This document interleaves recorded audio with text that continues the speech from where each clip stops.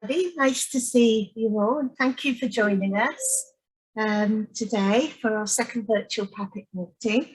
And all of us here at AWTTC hope you find this morning's event interesting, informative and engaging. So my name is Claire Elliott and I'm a senior scientist at AWTTC and also the lead for patient and public engagement. Today or this morning, so attendees who came to our last meeting in July requested that we kind of had the theme for this meeting of patient data and how we at AWTTC, but also perhaps the wider NHS in Wales, uses such data to help improve the care and outcomes of patients, whilst ensuring obviously confidentiality and security. So our speakers this morning will each be given an insight into the use of patient data in their areas of work. And to kick us off, we have Claire Thomas from AWTTC. So Claire is a senior pharmacist in our Welsh Analytical Prescribing Support Unit, and she is talking to us about the National Prescribing Indicators and how they work. Okay, thank you, Claire, for that introduction. So as Claire has said, I'm just going to talk to you today about the National Prescribing Indicators. So if I just share my screen and get that set up, I will make a start. So yes, I'm Claire Thomas, one of the pharmacists within the Welsh Analytical Prescribing Support Unit, as Claire has said, which is one of the departments which sits within the All Wales Therapeutics and Toxicology Centre. So the National Prescribing Indicators were introduced in Wales in 2004 to allow benchmarking against other GP practices, primary care clusters, health boards within Wales and clinical commissioning groups within Wales. And over the years, they've evolved really in number and in complexity, and they include a variety of different data sources now, which I think one of my colleagues, Dave, will talk a bit more about later on. They cover secondary care as well as primary care now, although we do have some challenges around the data that we get from secondary care, so we still can't do everything there that we would obviously like to. So how are the NPIs chosen? Who chooses them? Who decides on what therapeutic areas they are, and who sort of ratifies them? Well, the development of the NPIs is quite a lengthy process. It takes about 9 months from start to finish. And we start off with sending out a questionnaire to GPs in Wales, pharmacists, secondary care consultant, heads of pharmacy within health boards, a range of different people to gather their feedback on the current national prescribing indicators and also any therapeutic areas they feel are priorities that have cropped up since the previous year. So when we get the results of that questionnaire back in, a subgroup of the All Wales Prescribing Advisory Group meets to look at the results of the questionnaire. So this subgroup is made up of pharmacists from primary and secondary care, GPs, consultants, and we sometimes have the Chief Pharmaceutical Officer for Wales attending as well. So they look at the results of the questionnaire. They obviously bring their own opinions and thoughts and feedback from health boards as well. And at the end of that meeting, a short list of therapeutic areas that are priorities for NHS Wales are sort of agreed upon. Within AWTTC then, we think about the data sources that could be used to gather data to monitor any indicators around those therapeutic areas.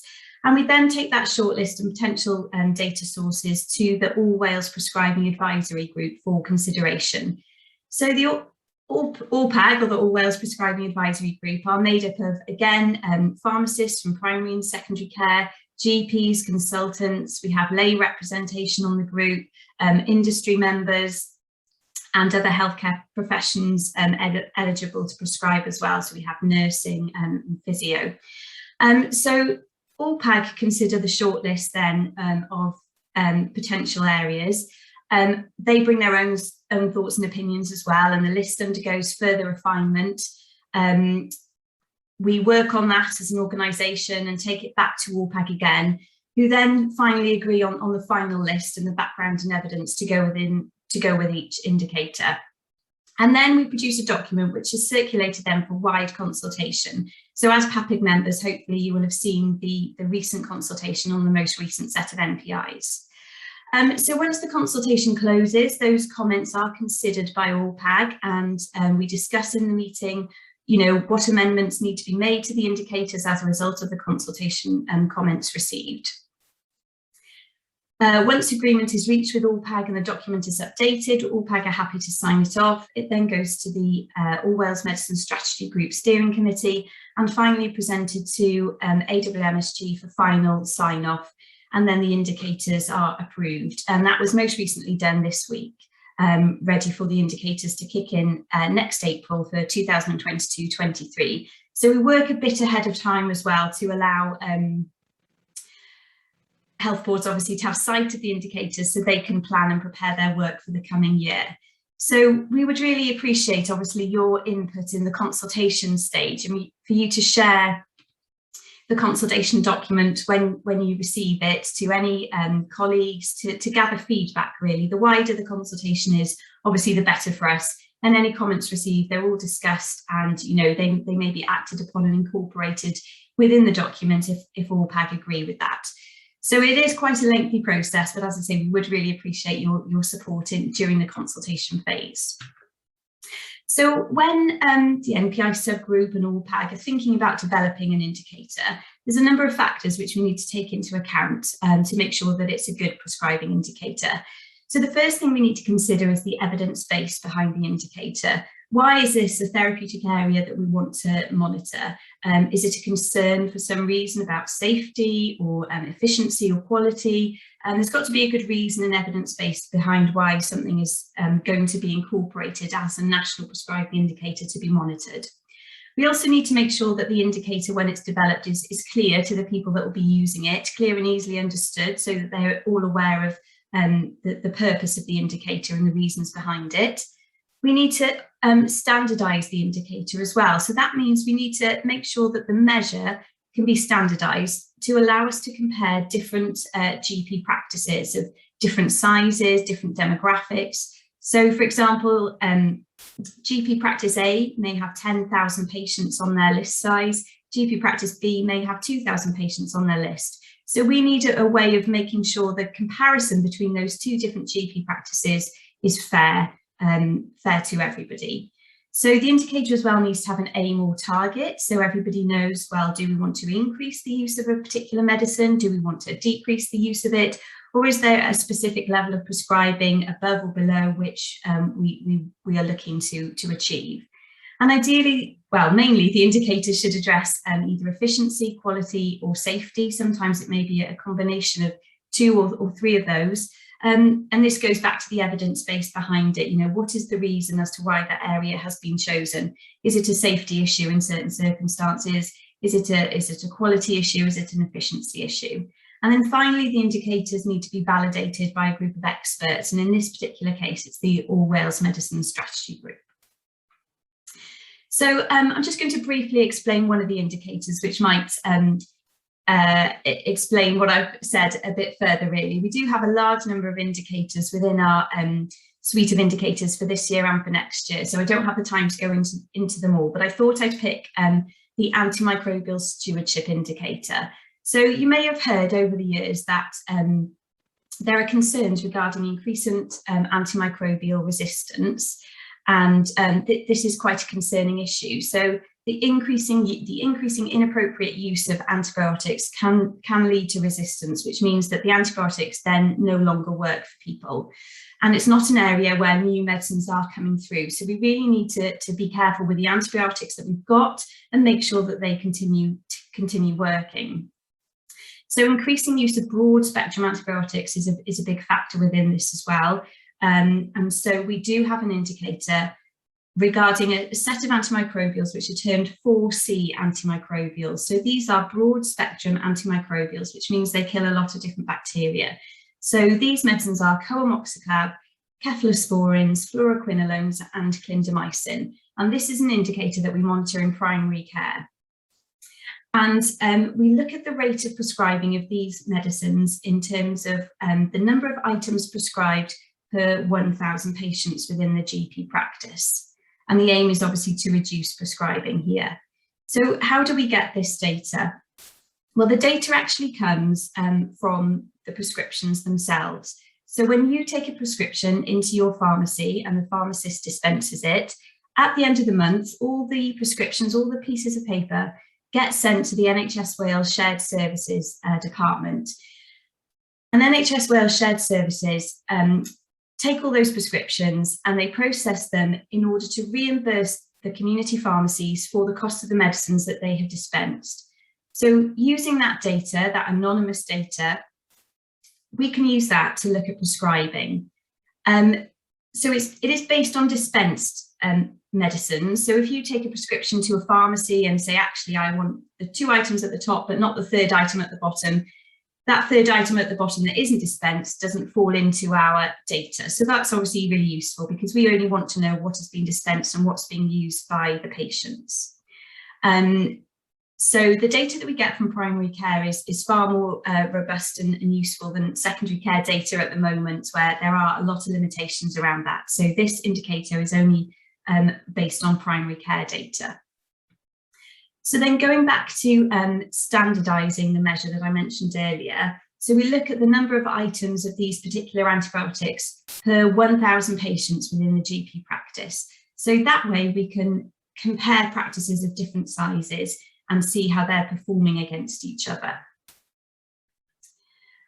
But what we don't want to happen is the law of unintended consequences. So we don't want to start saying, well, you should prescribe less of medicine A, and as a result, there's an increase in the amount of medicine B that's prescribed. So sometimes we may need a balancing measure to take into account as well. So we also look at the overall number of antibiotics prescribed. Which is a useful indicator on its own, but it can also help us in terms of the 4 Cs as well. Now, with this particular measure, we standardise this measure even further. And the reason for that is that it's well known that antibiotics are prescribed more to elderly people, to young children, and to females. So in order to make a comparison fair, for example, between a GP practice that may be based near a university that has lots of relatively healthy 20-year-old students on their books, compared to maybe a GP practice elsewhere which has a lot of elderly patients on their books, we have a prescribing measure that is called a STAR-PU. That stands for Specific Therapeutic Age-Sex-Related Prescribing Unit. So it takes into account the different needs of older people, females and younger children in terms of their use and need for antibiotics. So that allows prescribing between all sorts of different GP practices to be compared fairly. And again, this allows us then to compare prescribing with that in England. So I don't know how well you can see this graph, but all the grey bars represent clinical commissioning groups, which are a bit like smaller versions of health boards in England. The coloured bars represent the 7 health boards in Wales, and the black bars represent CCGs in the northeast of England. And we often benchmark against CCGs in the northeast of England because they've been shown to be fairly similar to Wales in terms of socioeconomic status, levels of deprivation, etc. So you can see that the majority of health boards and CCGs in the northeast of England are at the higher end of the graph, so prescribing more than the rest of England. We've also got the England and Wales average highlighted on the graph as well. And then just one final thought to leave you with is something else we need to consider when developing national prescribing indicators is that when a measure becomes a target, it ceases to be a good measure. So we really need to think about what it is we're measuring, what is the target. Does it really work? Does it really make sense? And again, that's something we welcome feedback on during our consultation process. So thank you for listening.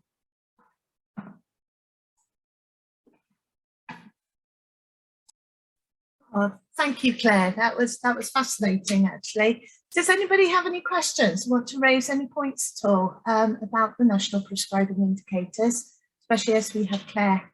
Claire's still here. Hello, Claire. Hiya. Claire, you mentioned the prescriptions being returned to wherever they were, and pharmacists being reimbursed for what they've dispensed. Does that mean the pharmacist has to pay for the medication in the first place? Yes, it does, Cliff, and there's often about a 3-month delay between the pharmacy being reimbursed for what they've already given out. So it can be quite problematic for small independent pharmacies, and they have a long wait really to be reimbursed. And yes, that is something to bear in mind. They have to buy the stock in, they issue it, and then there is quite a lengthy wait then before they get reimbursed for what they've issued. Yeah. Okay, thanks for that. I'm glad I hung on, now I'm educated. Okay. Hi, Ruth. Thank you. You mentioned that there were some challenges with collecting data or information from a hospital setting. Could you explain a little bit more about what those challenges are, please?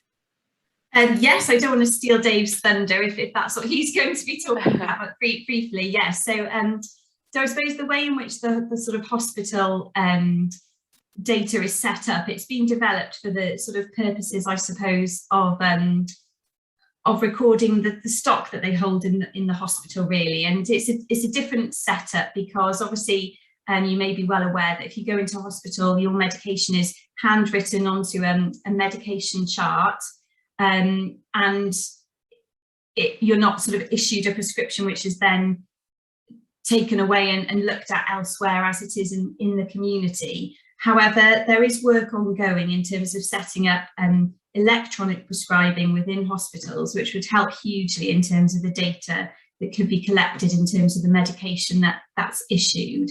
So that's something, my colleagues in WAPSI know far more about this than me, but that is something that is coming online and will hopefully improve data for the purposes of obviously improving the service and care that we can provide to patients as well within the coming years. I'm not sure of the timescales on that, but yes, they're set up for very different systems. So that's why we don't have the data for secondary care for the indicators in the same way that we do as for primary care. Thank you. Finally, I think Wendy, would you like to ask a question to Claire? Hi Claire. I'm a trustee for Lupus UK and I run a support group for lupus patients in Wales. And I've just got a question about the pharmacists being reimbursed in full for some medication. For example, lupus patients generally take hydroxychloroquine as a first medication. And a lot of us prefer to take a Zentiva brand because it's a lot nicer. The other side effects with the other brands can be quite nasty. So, for example, my prescription specifically says Zentiva brand only. I know a lot of GPs are really resistant to prescribing a particular brand and they always quote the price.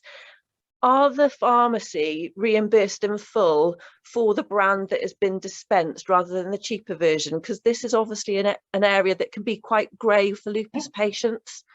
Yeah, so it does depend what has been written on the prescription. So if it's been written generically, so just hydroxychloroquine, then the pharmacy will be paid for the generic version. So there's a book, and it's online as well, called the Drug Tariff, which lists all the prices of all the different medicines.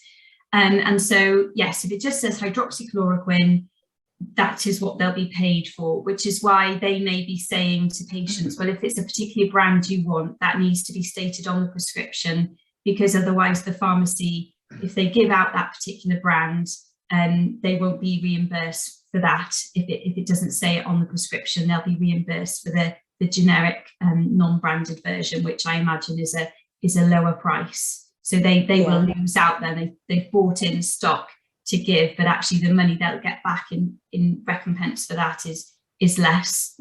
Yeah, so I understand. So it's actually better for the patient to have written on their prescriptions Zentiva brand only, and then everyone's happy, the patient gets what they want and they get reimbursed in full. Absolutely. And the other thing as well around that, Wendy, is that if then the patient ends up in hospital, if that's on the GP record as well, then that's obviously very useful for the hospital to know as well. Lovely, that's great. Thank you very much.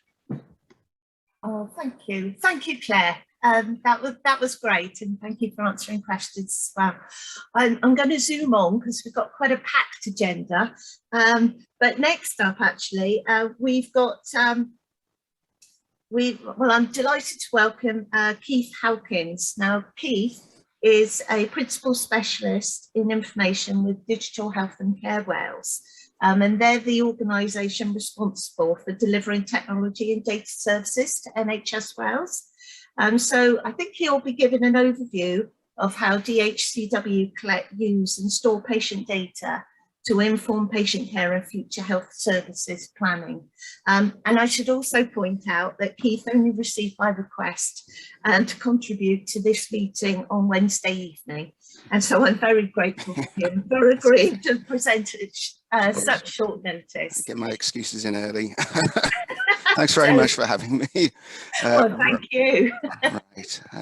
I'm not really used to Zoom either. I'm more of a Teams guy, so let's see if I can get this to work. So I should try and share my screen. Can you see my screen okay? We can. Brilliant. Well, I can. Okie dokie, thanks very much.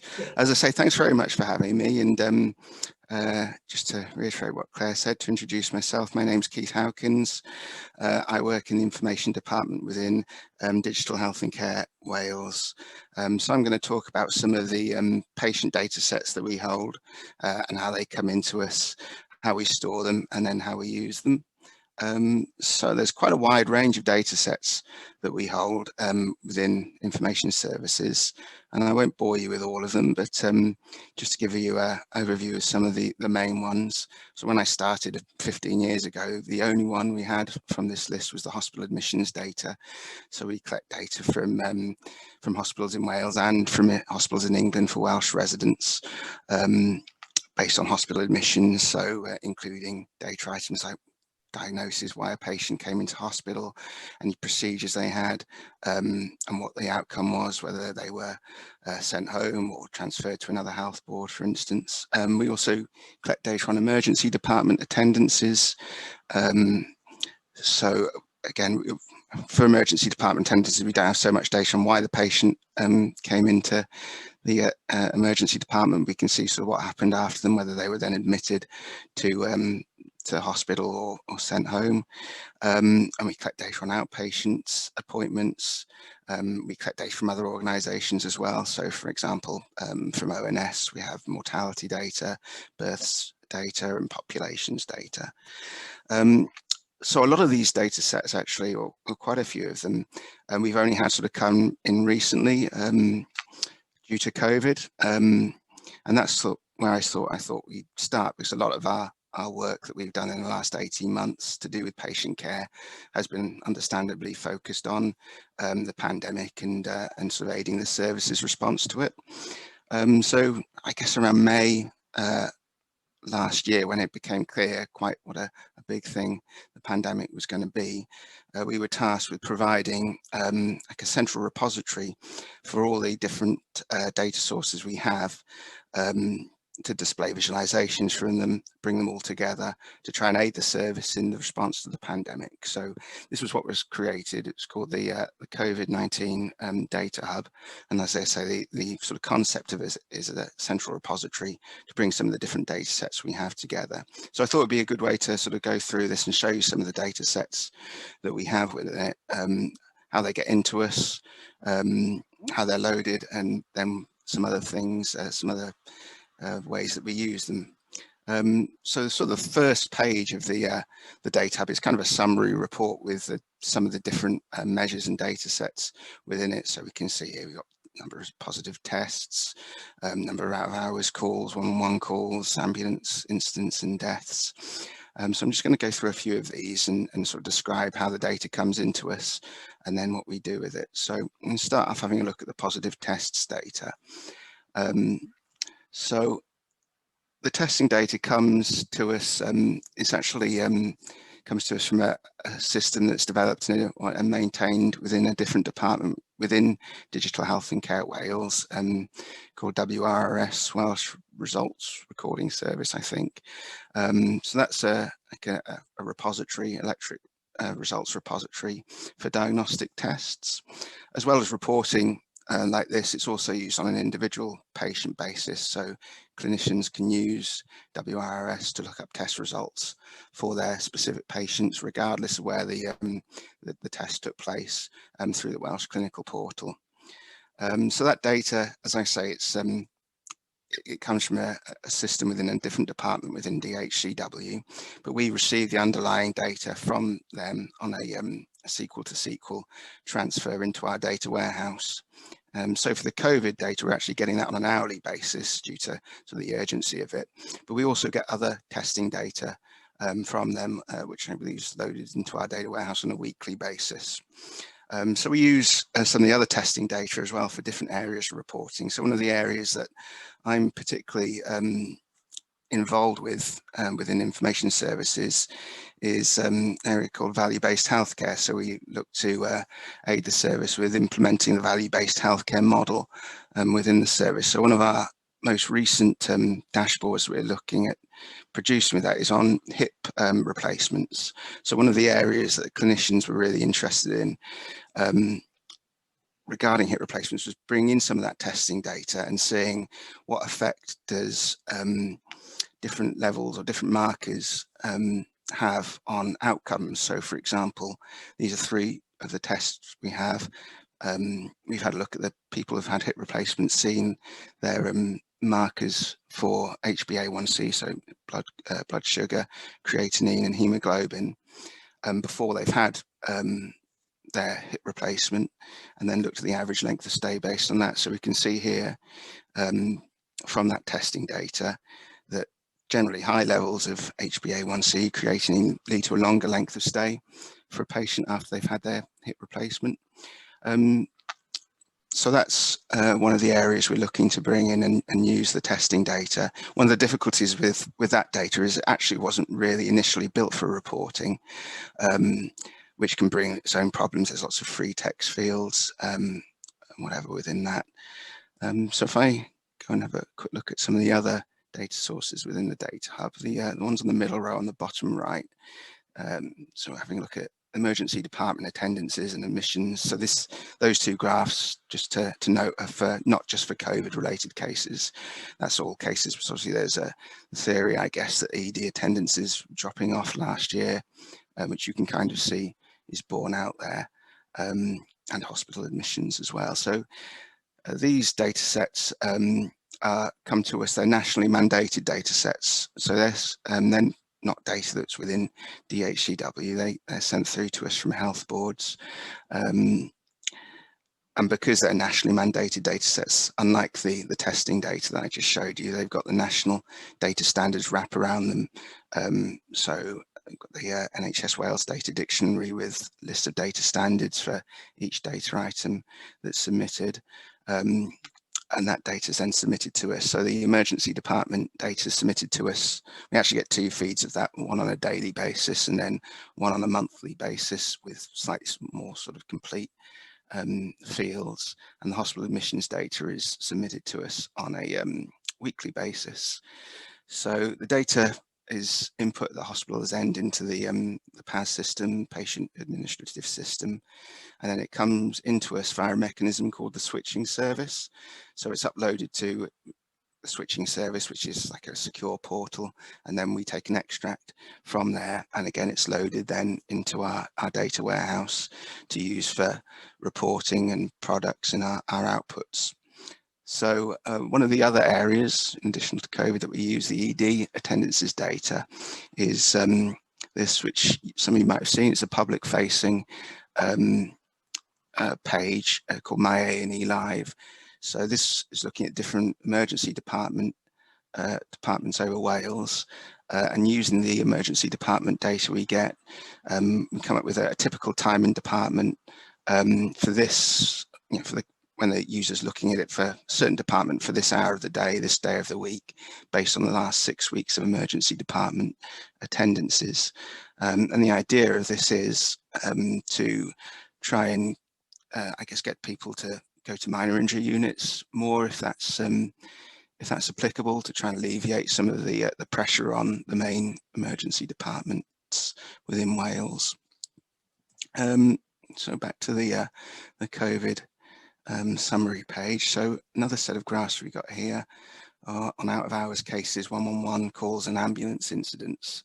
So these are data sets that I mentioned that we've only just had coming in really as a result of the pandemic.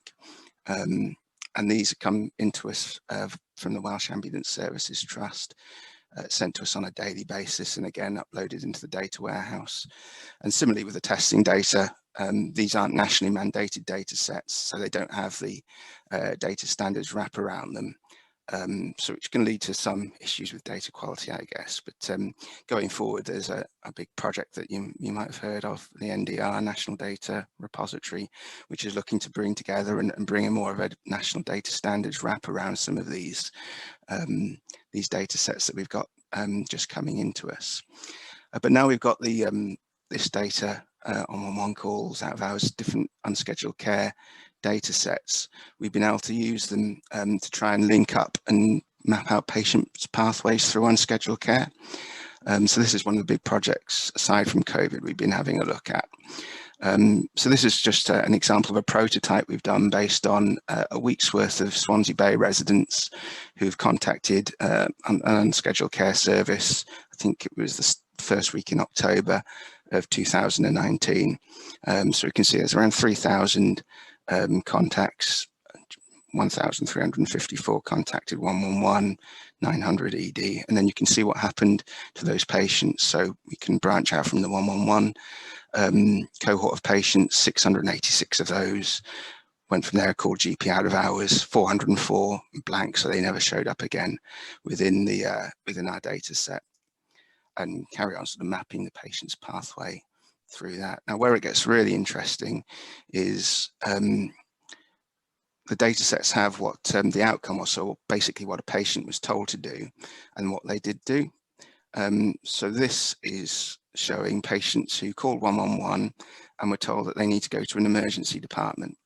So we can see here the 204 patients told they need to go to an emergency department. Actually, just about the majority of them, 87 of them, their next contact with unscheduled care was they called GP out of hours again, so whether that's to get a second opinion or whatever.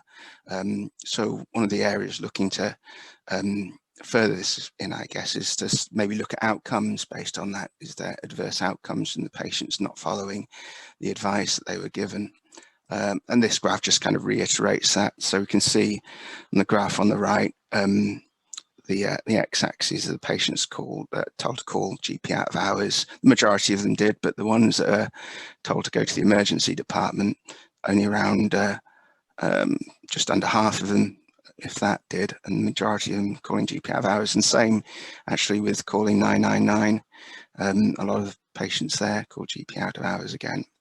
So that's just, a very quick overview of some of the different data sets that we have within information services and the different areas that we use them in. So we've got different ways that the data comes into us, as I've explained. So we've got the nationally mandated data sets, which tend to be ones that are probably the better data quality because they have a national data standards wrap around them.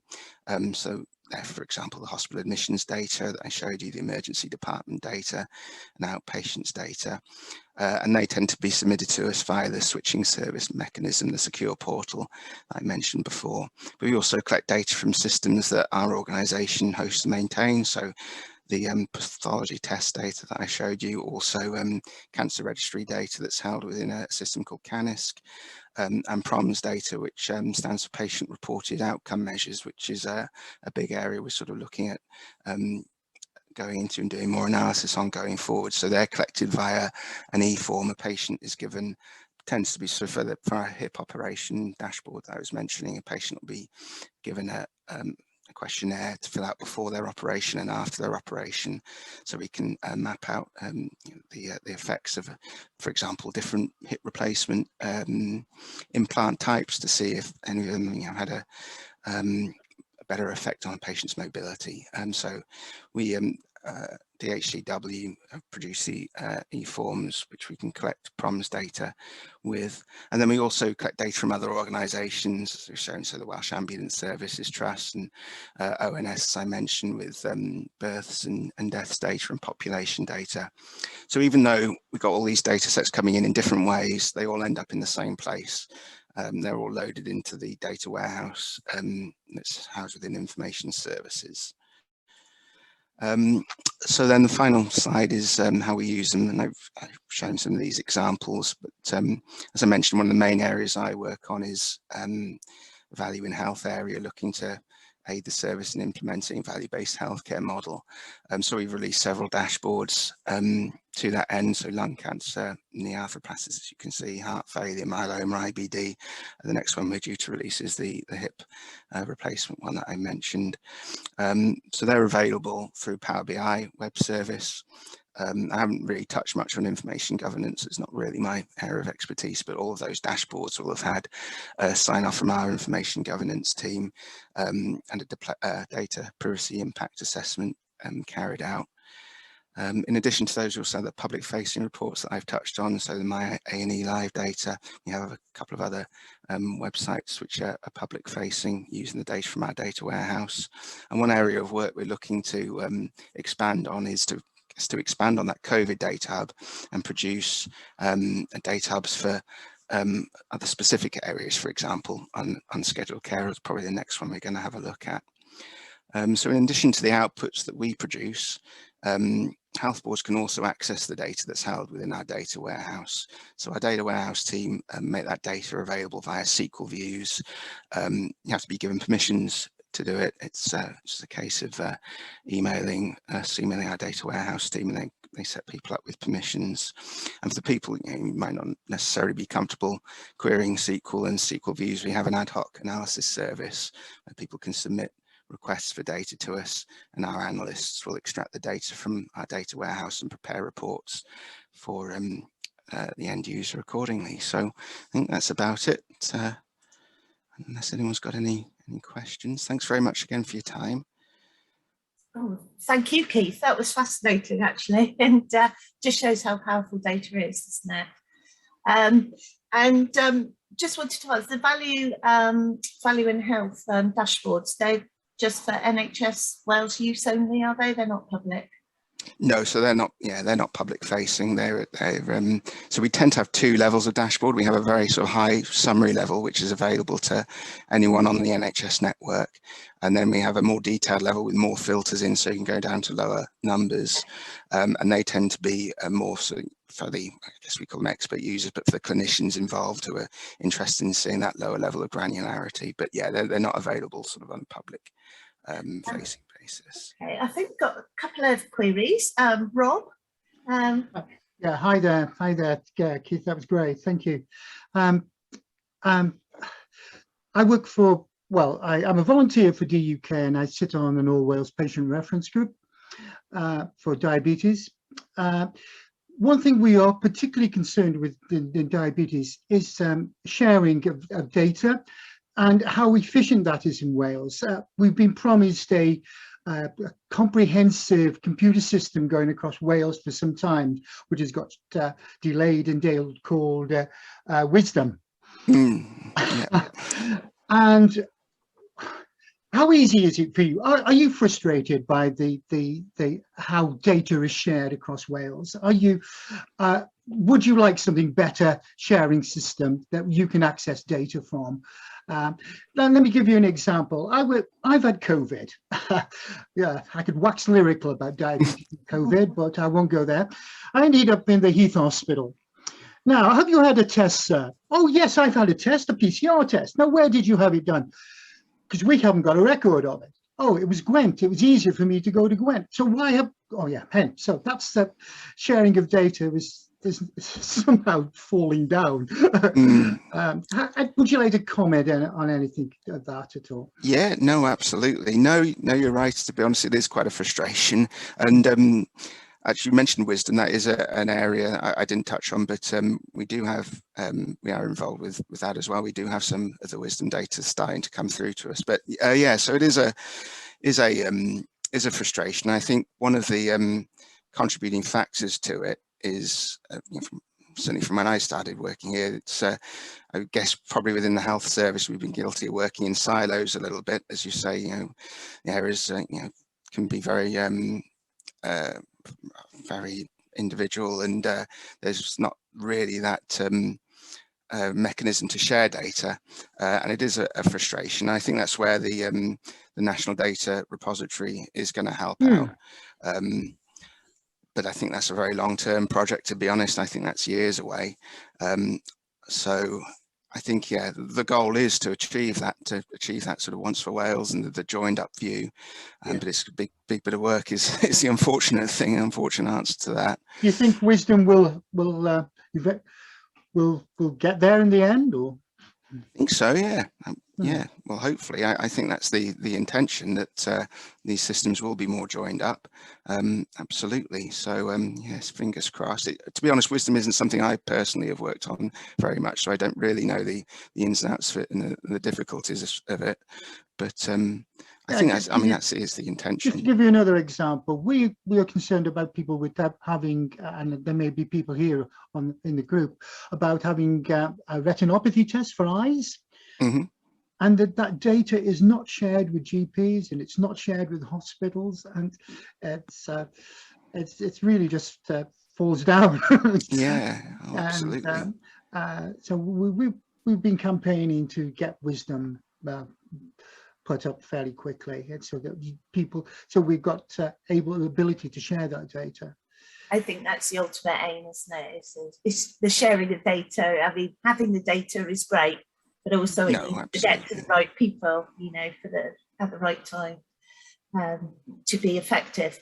I'm just going to ask, there's a question that's been raised by Alison, and she's asking about the international coding system, which I think is the ICD, isn't it? For different disorders. And she asks, who is responsible for assigning the code to a particular patient, and how is the accuracy monitored? And she's particularly interested in the rare disorders. So, I suppose ones that clinicians perhaps don't see as much. So yeah, from my understanding, how it works is a patient in hospital, the clinician, or doctor or nurse will write up the patient notes, and then there are coding teams within each hospital who will take those notes and actually physically assign them the ICD code based on those notes. And then we get sent, the ICD codes. We have a clinical coding team within DHCW.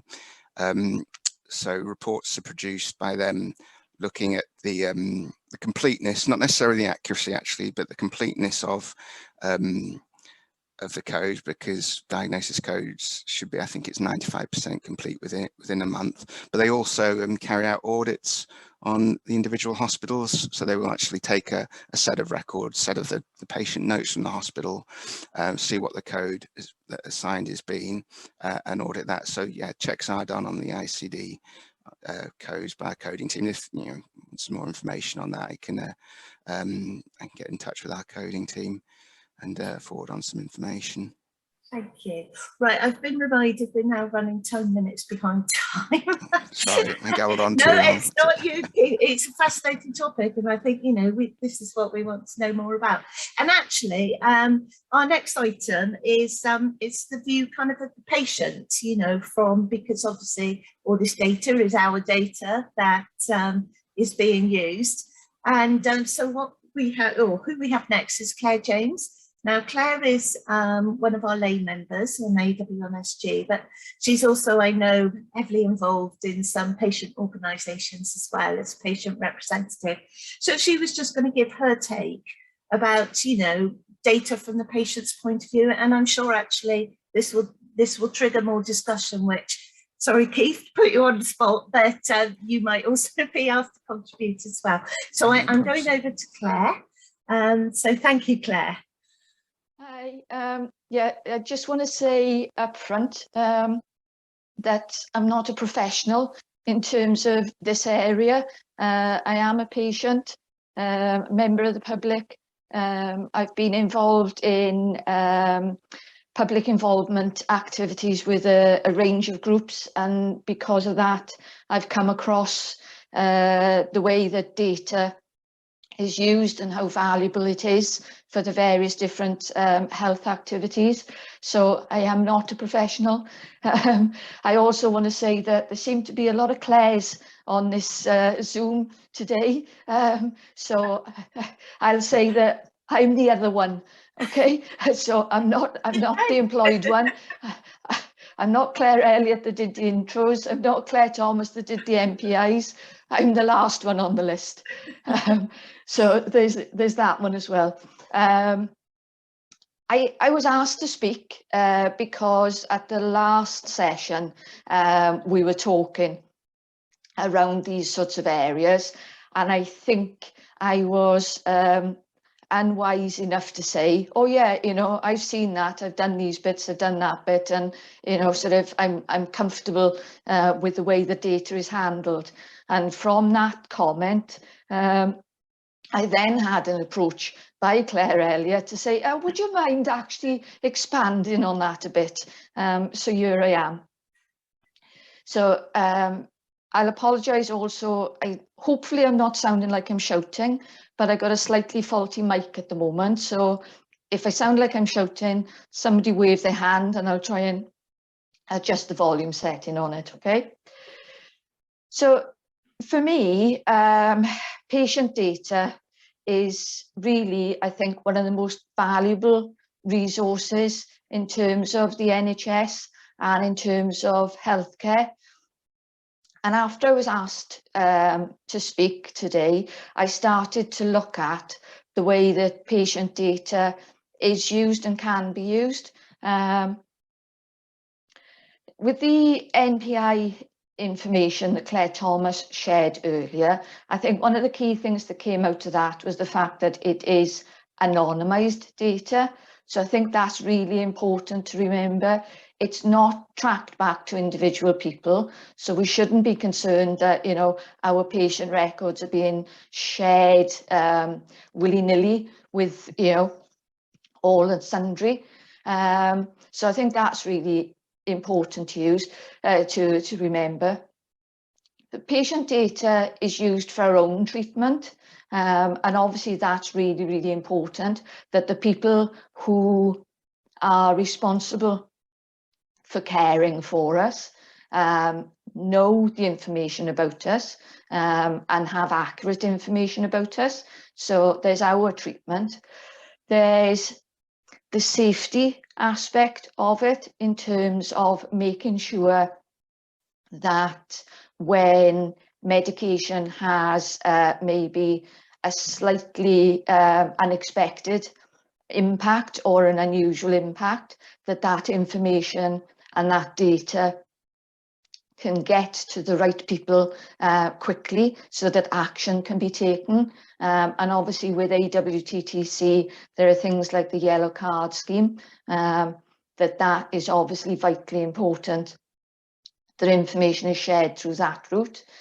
So that involves patient data as well. The health service uses patient data to plan services, as Keith has just talked about. The health service uses patient data to improve care. You know, sort of, can we improve a process by tweaking certain things that we've gathered information from having access to patient data.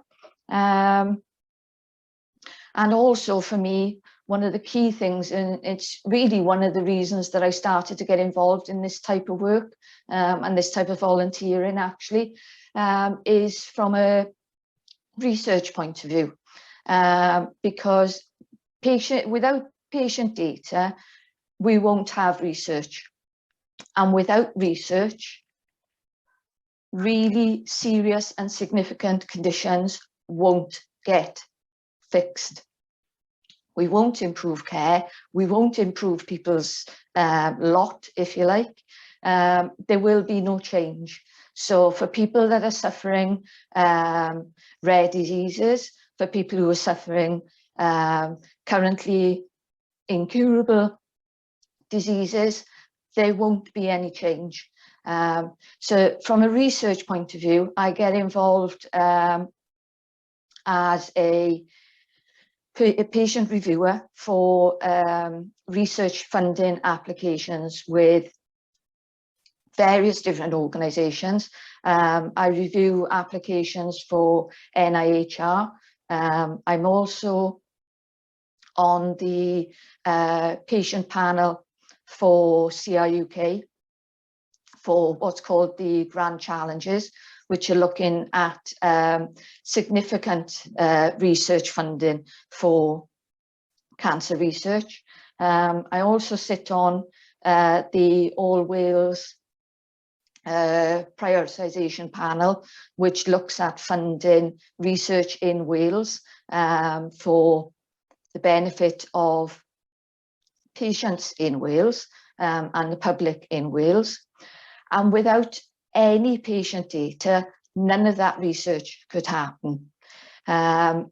This week they've published data which shows that the 100,000 Genomes project, which has been ongoing throughout UK, has been able to give in Wales 2,000 patients with rare diseases an answer in genomic terms for why they have those rare diseases. What was the root cause of it?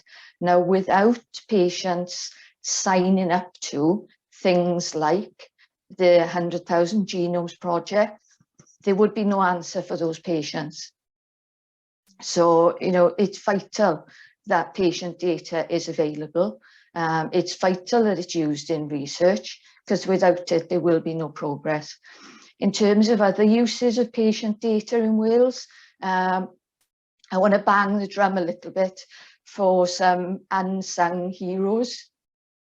There's a team in Public Health Wales called PENGU, which is the Pathogen Genomics Unit.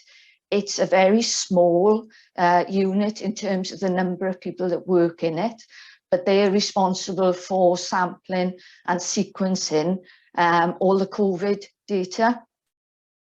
And at the end of October, they were successful in sampling 100,000 samples since the start of the pandemic. Now, bearing in mind the size of that team, it's remarkable the work that they've done with the patient data they've had available.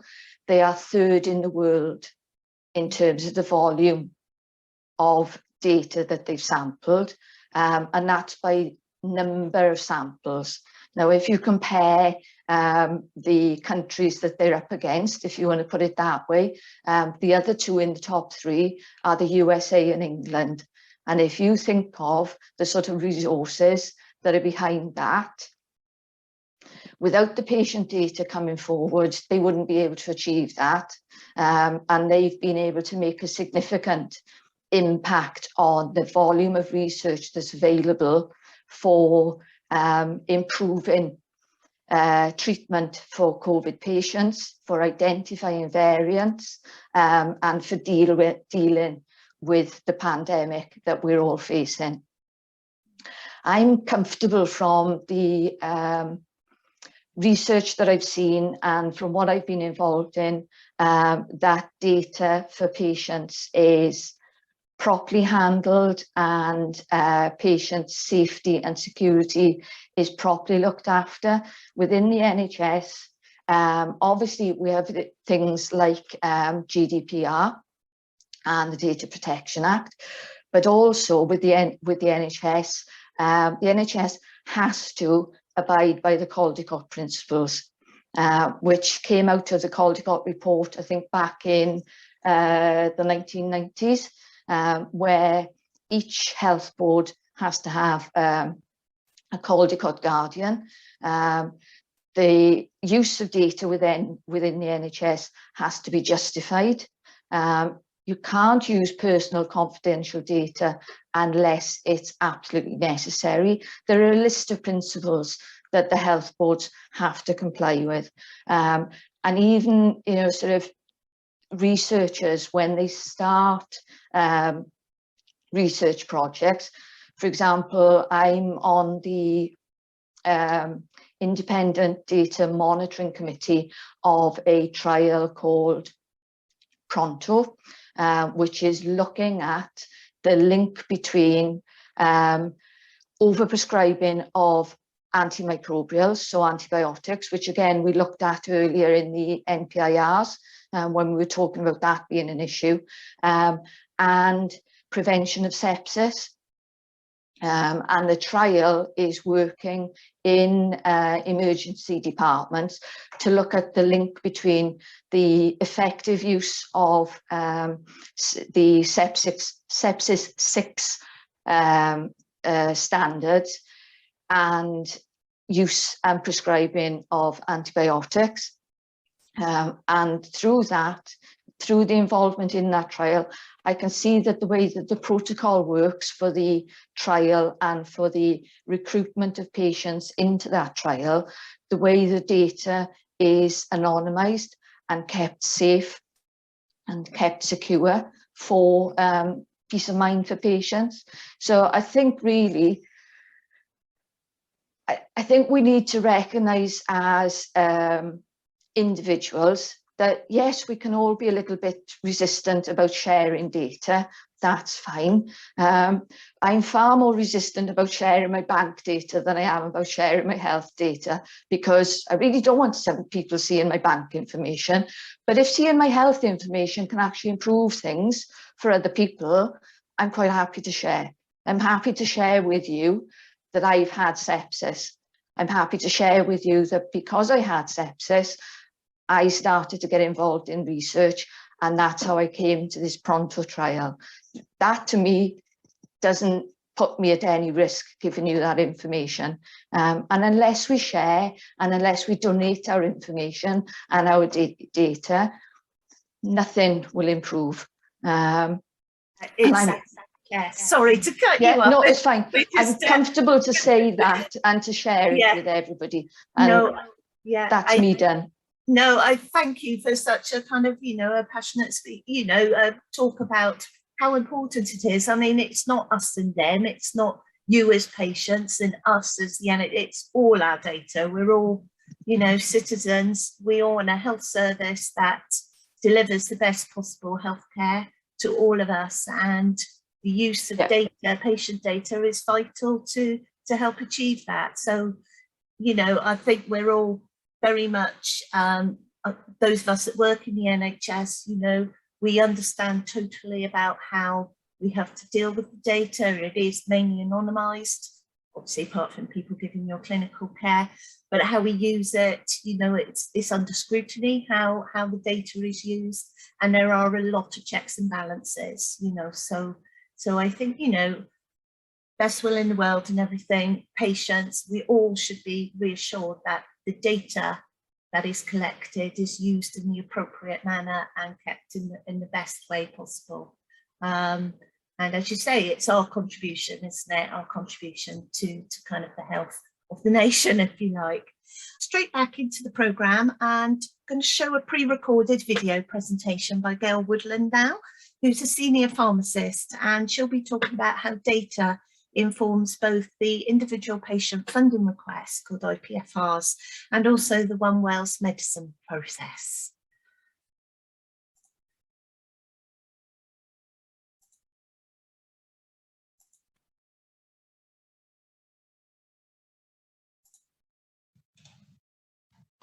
Hi, my name is Gail Woodland. I am a senior pharmacist working for AWTTC, and I head up the One Wales and IPFR processes. Today, I'm going to talk to you about how we use data for IPFR and One Wales.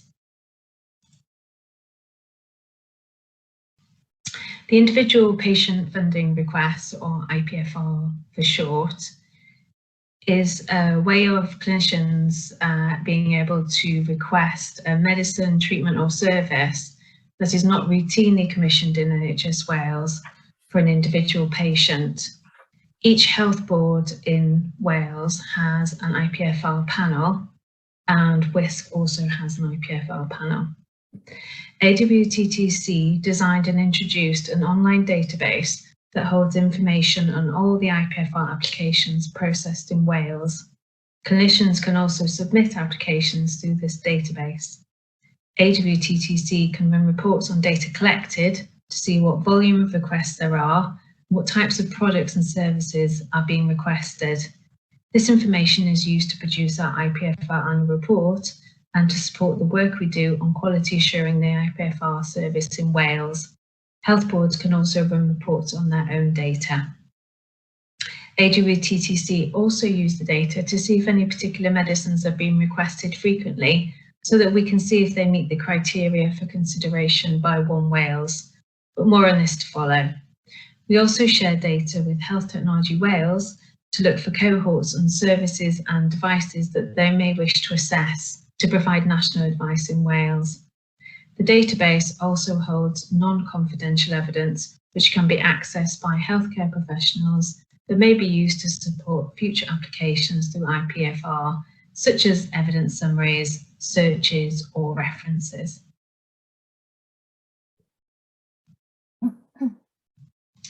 As you can see from this slide, the database is very comprehensive and includes information about the clinician, the patient, the urgency of the request, information about the condition being treated and the treatment being requested, information on any evidence for that treatment. There'll also be information on what happens with in terms of the meeting, and then any outcomes provided.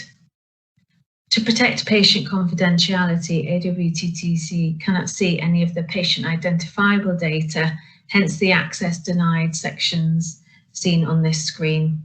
The information obviously would be available to the relevant IPFR team and to the submitting clinician.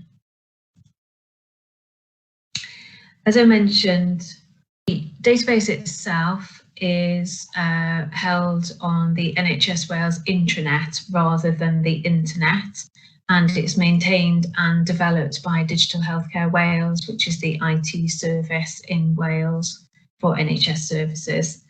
So these systems help to protect our data. As I mentioned earlier, we use data to compile the IPFR annual report. From the graph here, you can see that the number of IPFRs are generally going down, but the number of approvals are going up. AWTTC has been working with IPFR teams to help improve the quality of submissions to IPFR. Where there is a better understanding by clinicians of what IPFR is and is used for, this improves the quality of the submissions and helps to reduce the number of inappropriate IPFRs. Hence, you see an improvement in approval rates and a reduction in the number of IPFRs overall. We also include information on things like number of IPFRs per 100,000 population for each health board. We also look at things like the different types of non-medicine IPFRs being considered in Wales. And we also look at things like outcome data. We find that generally the amount of outcome data provided is relatively low, but this is something that we're trying to work on with the IPFR panels. As I mentioned previously, the IPFR data is used to identify medicines that may be considered through the One Wales medicines process. One Wales provides interim access to medicines in Wales that are not suitable at that time for consideration to conventional health technology appraisal route, but there is a clinical unmet need identified by the service. We utilise data collected from the IPFR database to identify cohorts of patients where a medicine is being frequently requested. We then speak to clinicians regarding the suitability for One Wales, and we also look at criteria in relation to the suitability for One Wales, things like whether or not there is any health technology advice already available out there for it. For those medicines that are deemed suitable for One Wales and we get a recommendation, a positive recommendation, we ask clinicians to collect outcome data for those medicines, and then that information is considered at the next review of the medicine. The data that is collected may include things like patient numbers, and that's useful for things like budget impact because it gives us an idea about how many patients are receiving that treatment, and also we can use that information to cross-reference to the original consideration of that medicine and see if the patient numbers are tallying with what we thought they would be. We also like to look at success information, treatment success information, because this type of information is providing us with real world data, and we can have a look to see if it's similar to what was happening within the trials. We also look at safety data. Safety data can be particularly important for One Wales because we do look at medicines that may be used outside of their current product licence, so there may be less information on safety in those particular patients. Any data we use, then we will make sure that if there are less than 5 patients, that information is removed prior to publishing on the AWMSG and AWTTC web pages. Generally, the One Wales data reporting is quite poor in terms of outcomes, but again, this is something that we're trying to work on. When we do get outcome data, it's fantastic, and it's really useful for our group to be able to look at what the evidence is and how patients are responding to treatment. And this is an example where we had some outcome data for a treatment for ovarian cancer. And this information helped to support the renewal of this medicine through the One Wales process. I'd like to thank you for listening to this presentation today. If you would like any more information about One Wales or the IPFR process, then you may wish to visit our website. Thank you. Okay, so thank you. That was Gail Woodland there talking about IPFR and One Wales. So next, we're actually going on to the yellow card scheme. Most of you will be aware of this, and actually Claire James in her presentation touched upon, collecting data in terms of, its importance for medicine safety. And as you probably know, the National Yellow Card Scheme is for reporting adverse reactions to medicines and vaccines.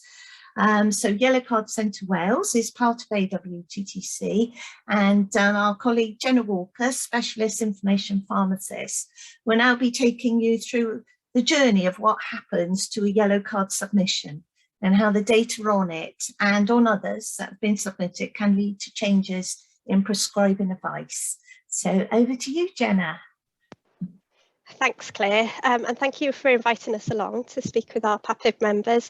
We're really excited to be here again today. So big hello to all of our members that have joined again.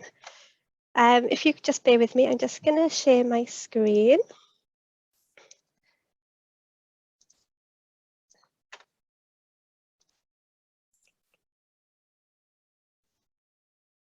And hopefully you'll be able to see my slides now. Can you all see them? Yes. Great, perfect. So as Claire said, my name is Jenna Walker and I'm a Special Information Pharmacist. I also work for the Yellow Card Centre Wales. I'm also joined on the call by our Medical Director, Dr. Alison Thomas, and our All Wales Lead Medicines Information Pharmacist, Diane Burnett. Now, at the last PAPIG meeting, we did speak about the Yellow Card Scheme, what it was, how it helps to make medicines safer, and also how you can report side effects to the Yellow Card Scheme.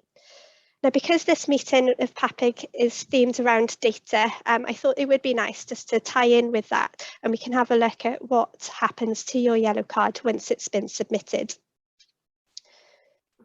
So we mentioned that the reports are really important in helping to make sure that the medicines, vaccines and all of the medical devices that we use here in the UK are safe for our population.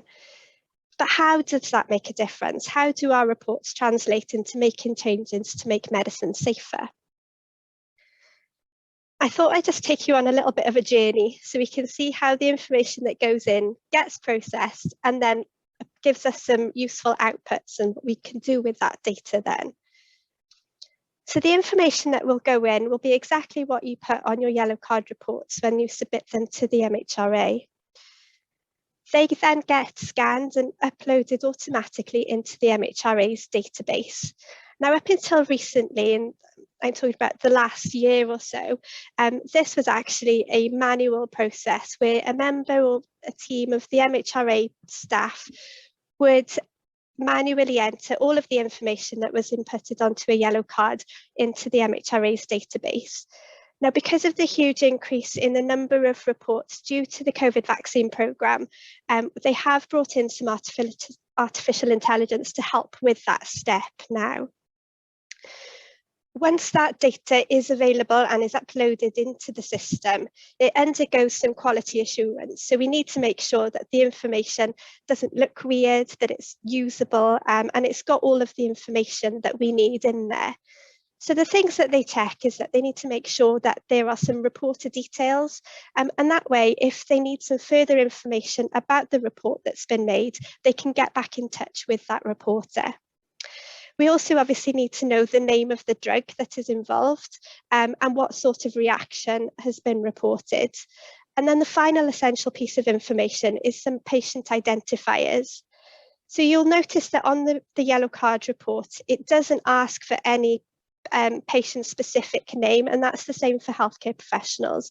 We only ask for patient initials or perhaps a local identifier such as a hospital number, and that's purely so the MHRA can request some additional information if necessary, and the reporter can identify which patient it relates to, so they can perhaps pull the medical notes and provide some additional information if necessary.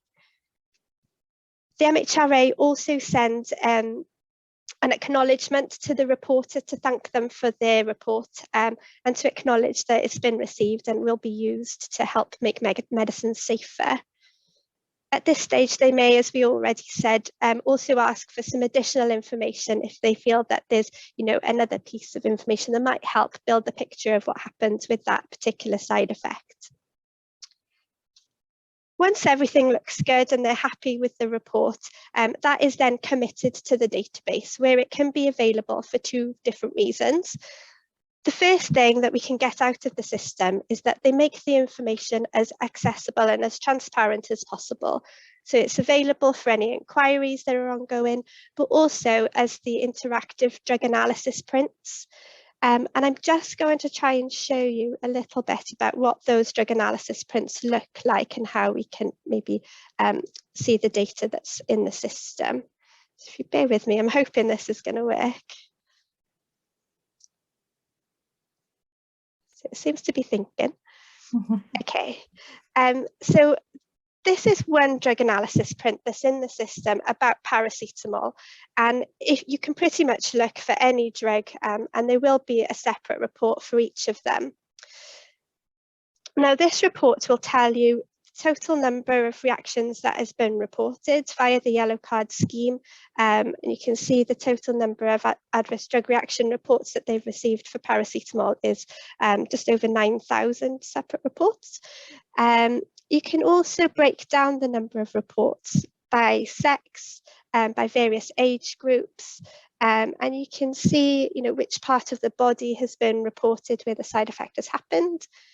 You can see which years the reports have been submitted, and actually last year was the biggest ever number of reports for paracetamol, so 760 separate yellow card reports had been submitted for paracetamol. Now, I don't believe the usage for paracetamol has changed at all last year, so hopefully that is a good indicator that there's a raised awareness of the yellow card scheme. So we've got more people submitting reports. We can also break down the data into specific yellow card reports. So if we click on some of these arrows, we can see the exact number of reports for perhaps dry eyes. So you can see that there's been 6 yellow card reports for dry eyes linking to paracetamol. So there's loads of information on these drug analysis prints, but we do need to bear in mind and be very careful as to how we use these reports. I just go back to my main slides. So just because a side effect has been reported and is available to see on the interactive drug analysis prints doesn't necessarily mean that that reaction has been linked to that drug. So it's not necessary that the drug has caused the reaction. It just means that there has been a suspicion and somebody has felt it appropriate to report that as a side effect. So we do just need to bear that in mind and be a little careful with what we use that data for. The other thing that we do with the information once it's in the system is that we can use it for risk assessment and for signal generation. Now, when we talk about medicine safety, we often talk about signals. And what we mean by a signal is that it's a piece of information of a possible link between a reported side effect and a drug that we didn't know about before. Now, usually it does take more than one report to generate a signal, but that's not always the case. And it does depend on the seriousness of the reaction that has been reported and also on the quality of the information that's been reported. So in terms of signal detection and what happens with those once they've been detected, we said that we make some data available in the database. That then gets run through some really clever piece of software which is able to pick up these specific type of signals. Each signal goes to the signal detection meeting where a team of people discuss these in detail. They talk about the impact, so we weigh up how often they're happening, what are the consequences of this reaction, and is there anything that we can use to predict the risk factors for these?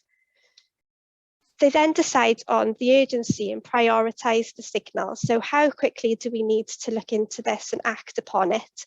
And then they go away and they find out some more information. Once they've gathered as much information as they can, whereas perhaps they've looked at other yellow card reports that have been reported, they'll look at information from other countries, perhaps, and then they bring all of that back to a signal review meeting where they discuss what they found in a lot more detail. They'll then weigh up all of the information and they'll have a discussion as to, what are the benefits of this medicine? Does the risks that has been identified tip that balance? And do we need to do anything about this? And then they finally decide on making some action. So when it comes to actions, they've got a number of different options. So they could decide, we don't need to do anything at the moment. We're not going to take any action. Or they might decide that they need to investigate further and to seek some more expert advice. The other option they can do is to decide that they're going to continue to monitor this every now and again. They could also decide to change the legal status of the drug, and in other words, they could restrict how easy accessible this is. So, for example, a medicine that you could buy over the counter from a pharmacy, which is classed as a P medicine, they might decide that that should only be available via a prescription, so following an assessment by a prescriber. They may decide that they want to restrict the pack sizes of medicines that are available. And paracetamol is a good example of this. Whereas a few years ago now, they restricted the number of tablets that you could buy from pharmacies. So you can only buy a maximum of 32 tablets from a pharmacy, or a box of 16 from outside of a pharmacy setting. They may also decide to include details of the newly identified side effect in the patient information leaflet and in the prescribing information, so it's available for people to see that it's a possible risk with that medicine.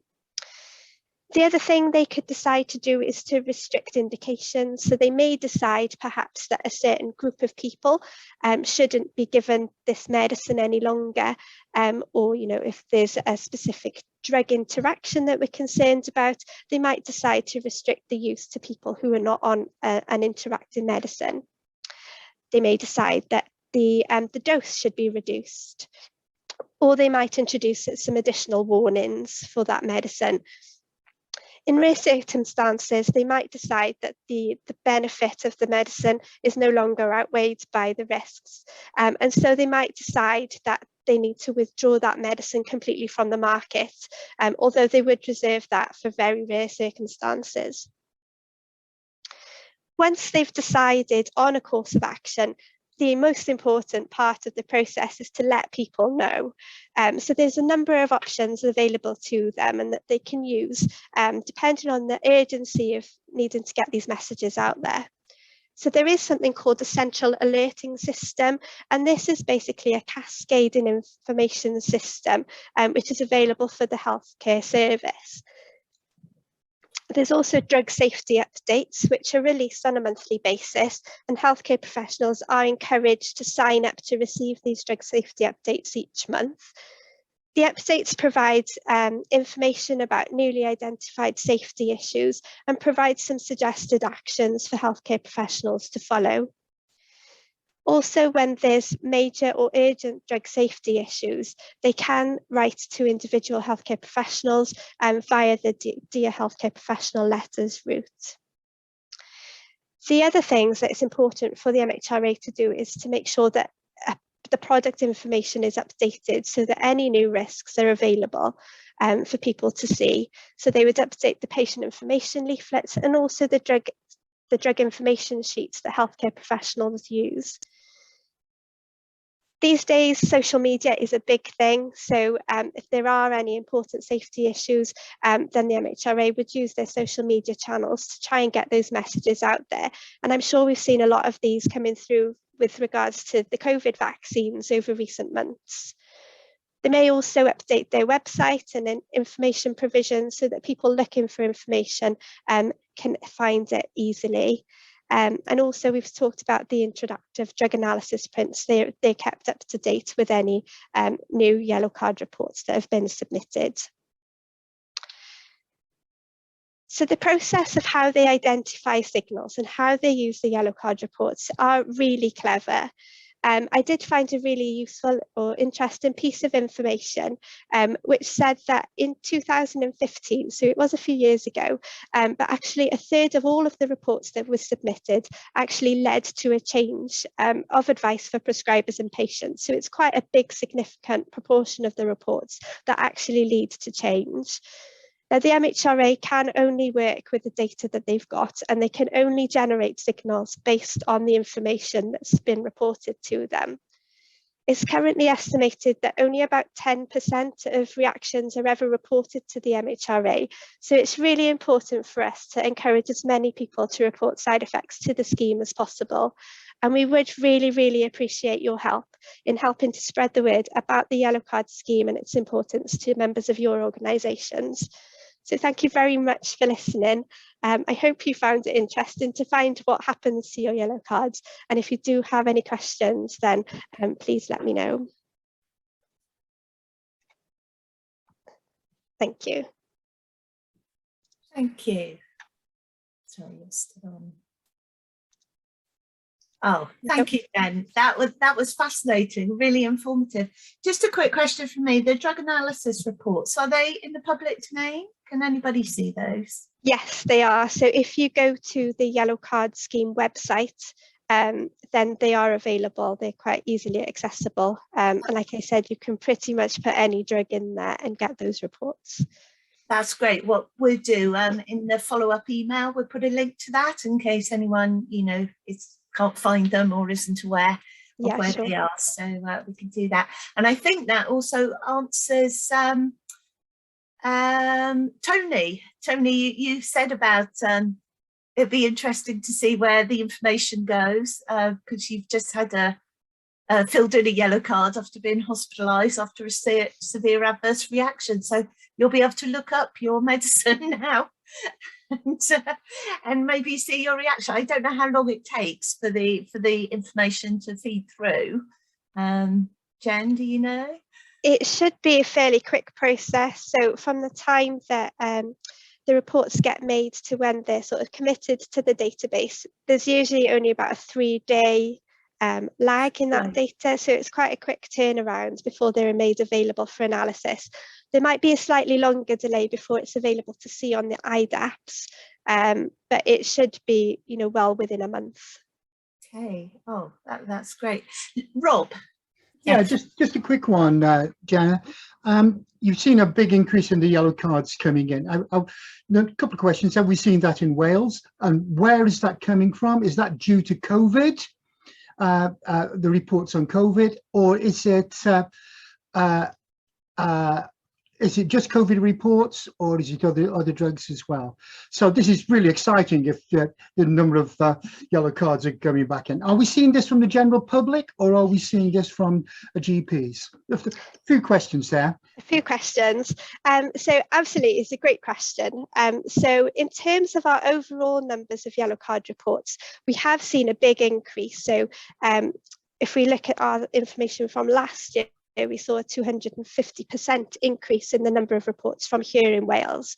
Now, a big proportion of those were in relation to the COVID vaccines, and a large proportion again were from members of the public, which is great. So it's really encouraging that, you know, awareness of the scheme does seem to be raising. One of the things that I'm really keen to do is to make sure that our members of the public and healthcare professionals as well are aware that, you know, it's not a scheme just for COVID vaccine reports. We can report to every medicine, and I think that's one of the things that is concerning me slightly, is that whilst our COVID vaccine reporting numbers are increasing, some of our other reports are reducing a little bit. There's lots of reasons why that could be. So, you know, healthcare professionals have been under a huge amount of strain over the last year. And also, you know, our GPs perhaps have maybe been seeing less patients. There's been less acute admissions to hospital, although I think Dave's presentation may discount that slightly. But yeah, I think that there are a few reasons why we could account for a reduction in other yellow card reports potentially. But, you know, we need to get through that. We need to get the message out there that the reporting is really important. So yeah, I hope that it's a good sign, isn't it, that people are aware of the yellow card system. That's good. Well done. Yeah, excellent. Yeah. Thanks, Rob. Oh, well, thank you, Jenna. That was great. Thank you. It's always interesting to hear about the yellow card, I always think. So thank you. Now, our next presenter, Dave Lewis, who's one of our senior data analysts, I can never say that word, analysts. AWTTC is actually having connection problems. Now, I've heard through the chat that Kath is going to step in. Is that right, Kath? Yes, I'm happy to. I'm not sure how it's happened with Dave, and I'm sorry to hear that, of course.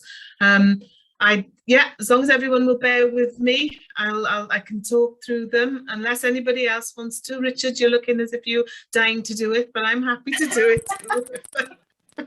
Well, Richard is down to talk after you, Kath, but... oh, right, okay, yeah. That's fair enough, that's fine. I didn't even know that. You see, that's how badly informed I am. Whether you want to stop around, it is up to you. No, yes. That's okay. Let me give a quick overview then, Claire, if that's all right with everyone. That would be fab. Well, I'll just introduce you. And anyway, as I said, Dave can't be with us today.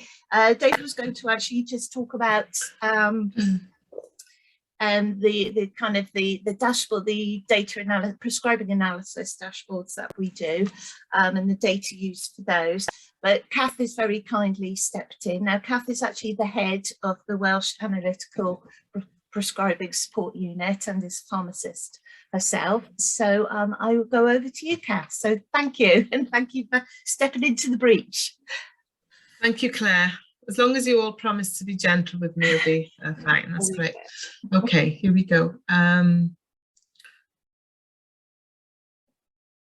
Right. Hold on. To share my screen first, don't I? Right.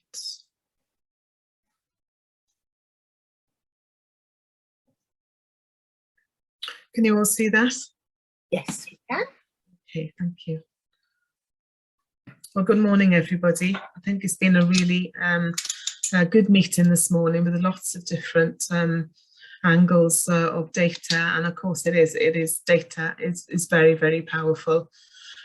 So for this this brief session, I'll talk through how we use data in WAPSU within AWTTC. So that's the Welsh Analytical Prescribing Support Unit, which is one of the arms of AWTTC, to monitor medicines prescribing in Wales and how this can improve health outcomes. Now, it is very difficult. It has been mentioned before that the prescribing data that we get within CASPA for primary care and within Medusa for secondary care is not linked to indication. So it is very difficult to actually tie that up. But I can explain the parts that give us the best type of data to improve safety and outcomes where we most possibly can.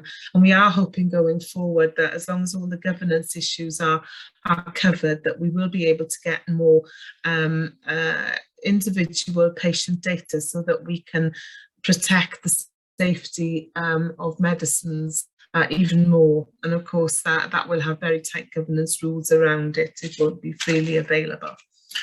Okay, so second slide. Oops. Sorry. So Claire Thomas has already spoken to you about the National Prescribing Indicators. A subgroup of this is the National Prescribing Safety Indicators, which we introduced as part of the Npis in 2018 to 2019 financial year. Initially there were 12 and now we have over 30. The aim of these is to be able for GP practices to link a certain indicator to the patients within a practice, so that the practice can see as a specific indicator that identifies a patient for a specific medicine review if appropriate. So this is monitored by a system called Audit Plus, which is part of DHCW, and can link this data more specifically at the moment.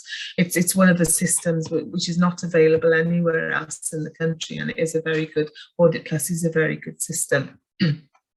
So as an example, here is perhaps the concurrent use of warfarin and an oral non-steroidal anti-inflammatory, which can give the number of patients, or can, for each practice, can hone down to those patients who will need a review, as there is a potential interaction between warfarin and a non-steroidal anti-inflammatory, which anti-inflammatory drug, which can increase the chances of bleeding if the warfarin is not monitored accordingly. So then it is down to the individual clinician to review that patient and decide on the right level of care, of course, for each individual patient. So that is one area which we have the data to help with safety. Dave developed a medicine safety dashboard. I think it was probably about three and a half years ago now, which has been very successful, and it offers tools to support identification of medicines related harm. It gives a dashboard of high-level medicines related harm measures and looks across the progress nationally and locally with the use of that high-level medicines related harm measures. Gives a comparison between health boards and individual clusters, as I mentioned before, incorporates the National Prescribing Safety Indicators and the PEDU data, which Keith referred to earlier from their database. So we've linked a lot of different databases to produce this dashboard, and we want to develop it further. And I think COVID has come in the way a little bit, of course, but we are looking to develop this over the next year or so. So if you can see from that screenshot there, this gives a trend of finished consultant episodes for harm, bleeds.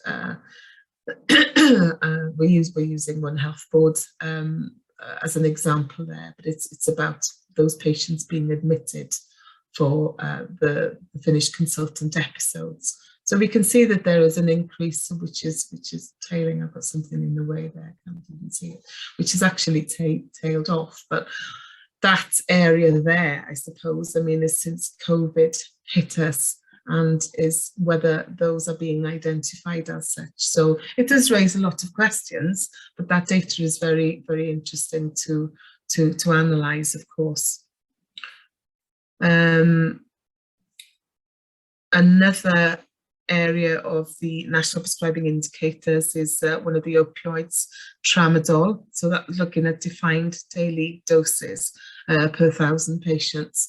And every health board, excuse me, every health board in Wales has been reviewing patients to check whether there is appropriate prescribing of Tramadol, given the potential for dependence and the side effects associated with it.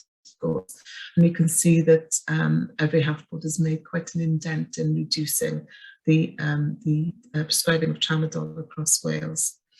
And that dashboard is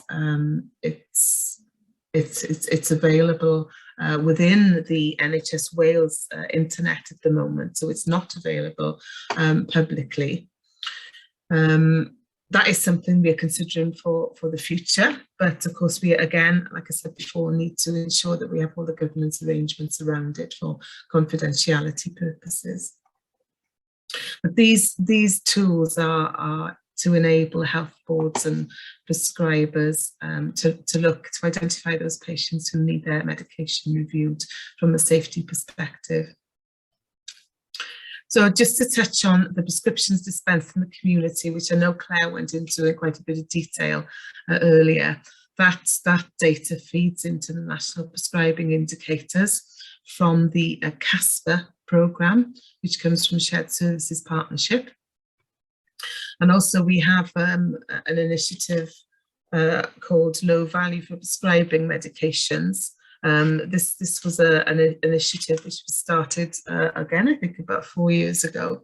Don't put me on the spot, but we're looking at perhaps the lack of evidence behind certain products for a certain indication, and two of those examples there are Lidocaine Clusters and probiotics.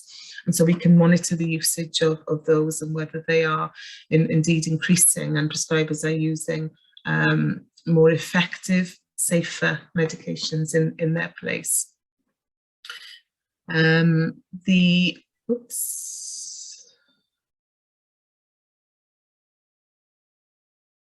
prescriptions that are dispensed in the community, again, we use this information and that, of course, from hospital dispensing for studies and research purposes. And we look for them to inform any guidance we produce. I mean, I've already mentioned Tramadol, but the data there showing probably about 6-7 years ago now, showing an increased usage across Wales and indeed across the UK, where they have also had similar initiatives, prompted us to develop resources to help prescribers and patients, of course, to look at the details and the information behind those medicines, so that we can all work from the same hymn sheet to ensure safer prescribing. So also when we have new medicines that are also approved by either NICE or AWMSG, we can monitor their uptake across individual health boards in Wales, and we can also compare to different where it is primary care prescribed as well, compare within the clusters in Wales. Very often a lot of the new and more expensive medicines are initiated by specialists in hospital, so that's not available by the CASPA data initially, but it's we can have that information from the Medusa hospital prescription data. Also, with the prescriptions dispensed in the community by community pharmacists and prescribed by primary care practitioners, we can use to compare with the rest of the UK. And I think Claire pointed out the difference in the prescribing both within our health boards in Wales, but also across certain regions in England, which we benchmark with on a regular basis in the northwest of England. Just lastly, to touch on hospital dispensing, I think this has also been touched on as well. It is a different set of data. We are hoping to get better data through the electronic prescribing and the new pharmacy systems which are being rolled out across the hospitals in Wales. The data we are getting at the moment, we can monitor the medicines recommended by NICE and AWMSG, but usually the best comparative criteria is spend at the moment. Because the issues for the different medicines can vary enormously, and they can vary in the way they're monitored within each health board. So if you're looking at one tablet compared to one ampoule of an injection, that's not always comparable. So that's a little bit more difficult, and we are hoping that that will improve. I've just given you a very whistle-stop tour across the data that we have, and I'm sorry it wasn't a little bit more comprehensive perhaps, but if you do have any questions, again, I will try and answer them, but many thanks. Oh, well, thank you, Kath, and thank you for stepping in at the last minute. That was excellent. Does anybody want to raise anything at all?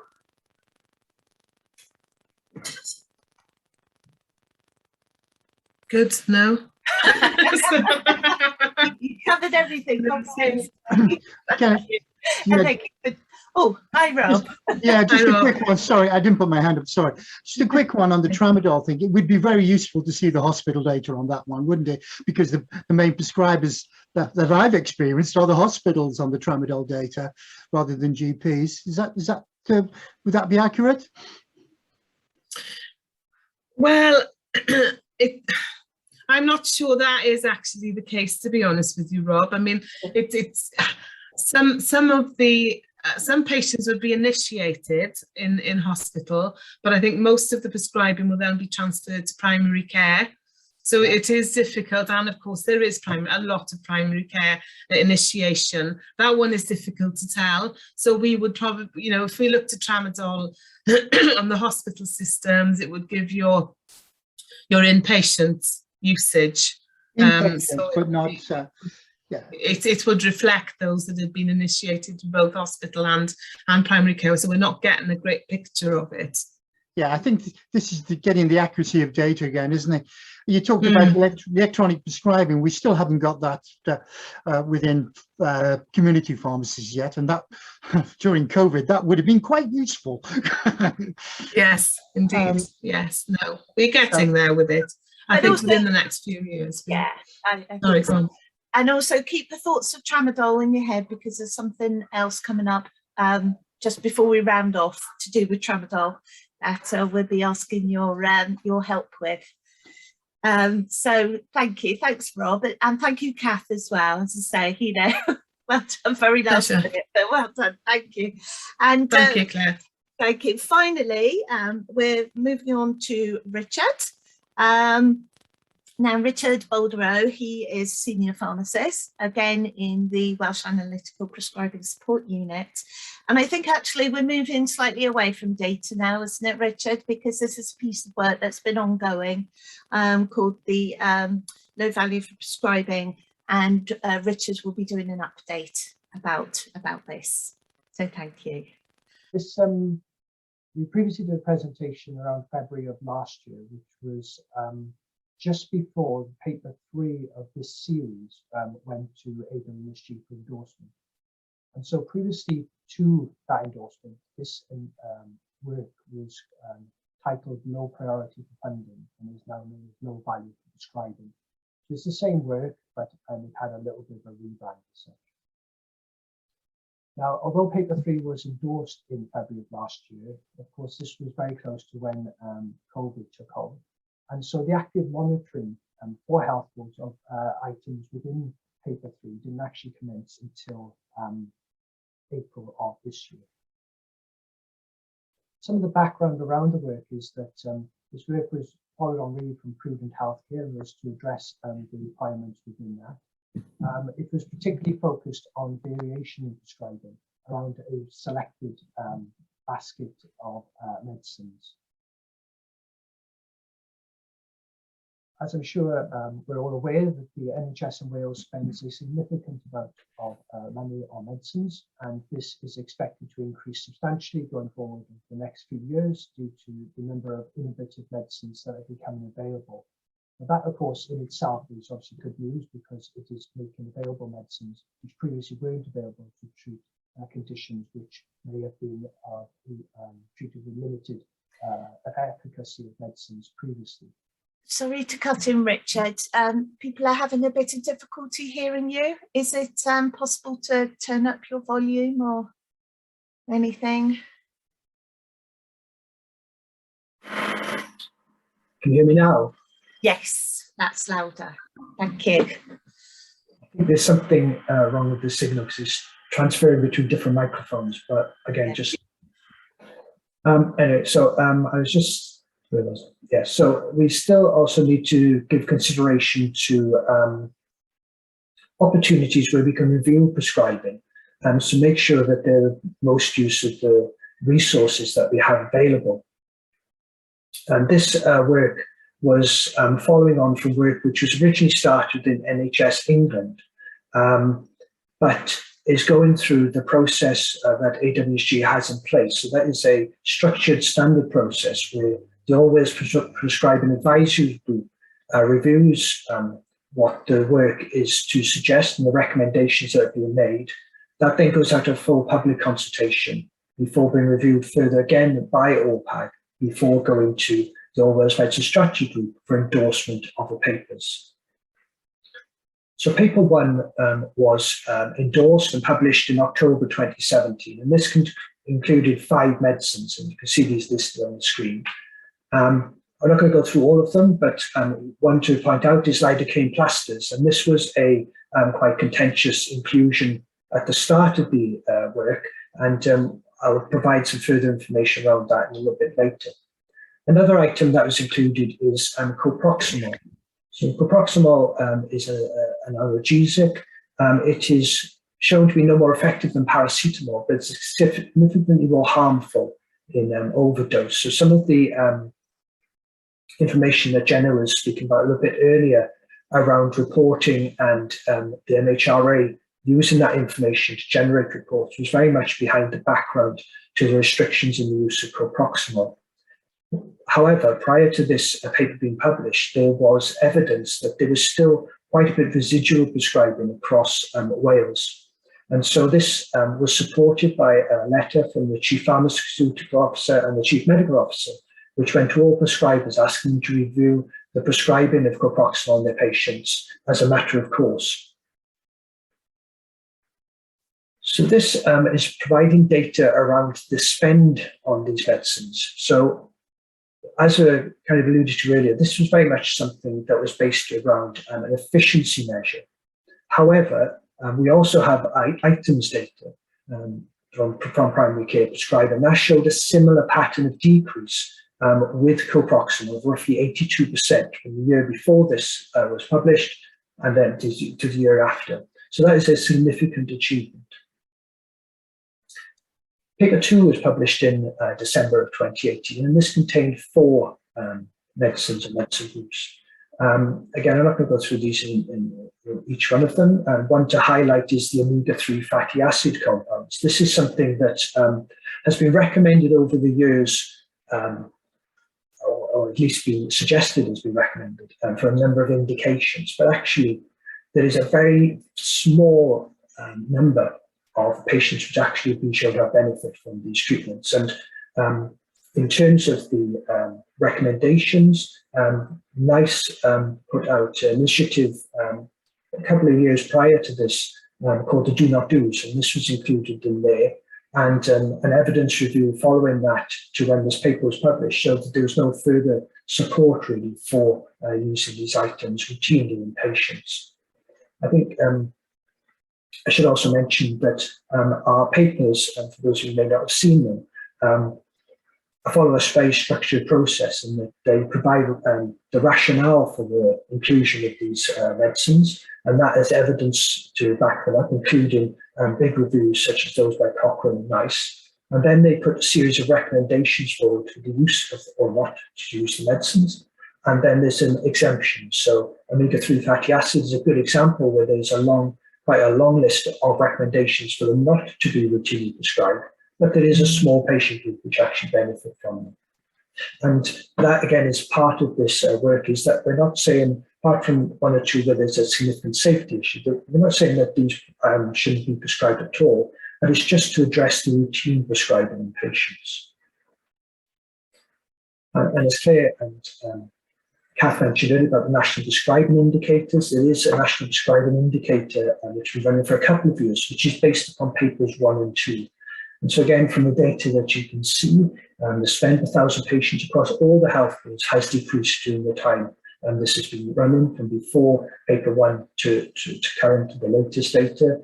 And also, we appreciate as well that you can see that there's a reduction in the variation across the health fields. And that again was in tune with what the objectives of this were set out to achieve.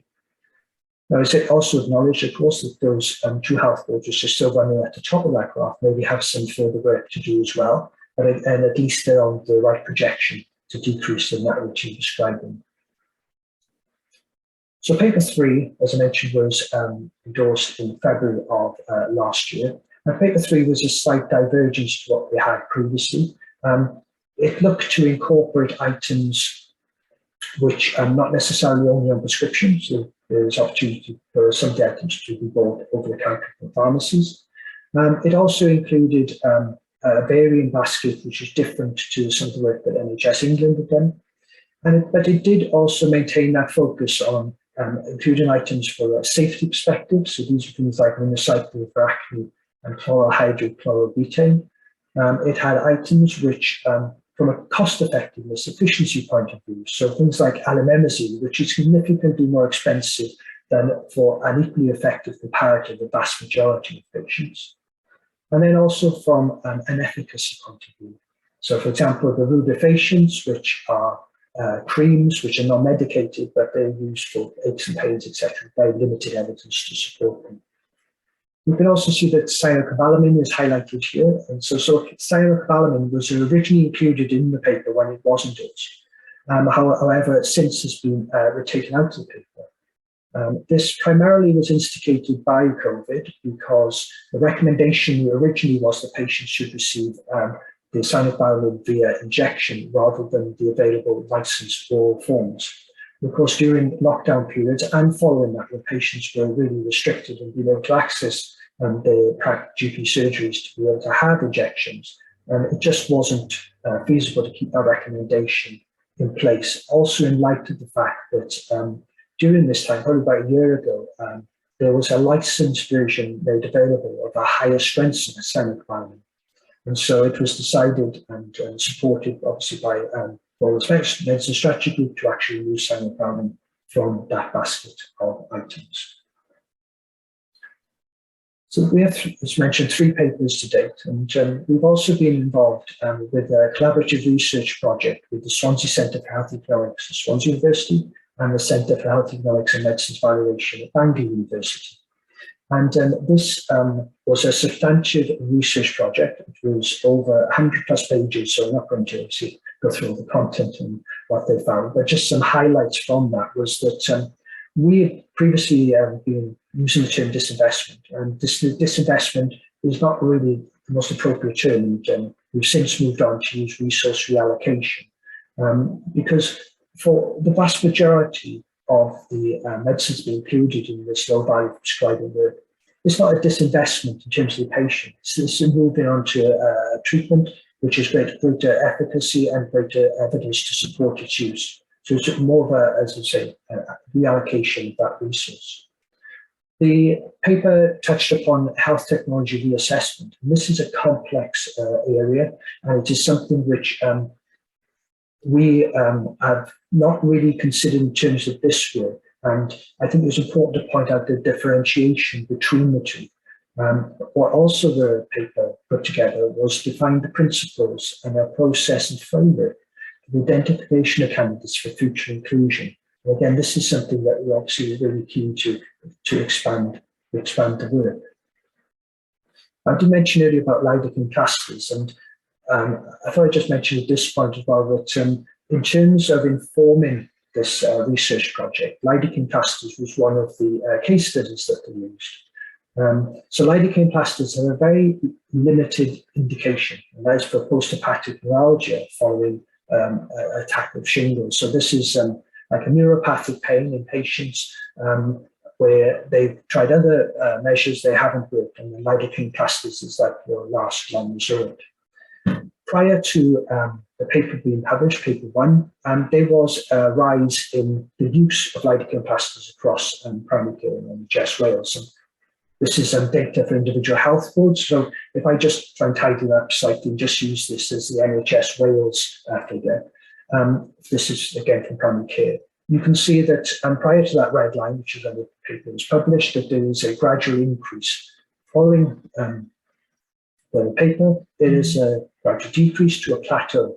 So again, it's not about stopping the use of these clusters, but it's about the rationalization to the appropriate patient group. So the research project used a population estimate of shingles, which that information is available, and then it also looked for the percentage of those patients who had shingles who may develop neuropathic pain that requires treatment, and then the percentage of patients who require treatment for neuropathic pain and responsive to other measures so that they would receive the lidocaine clusters.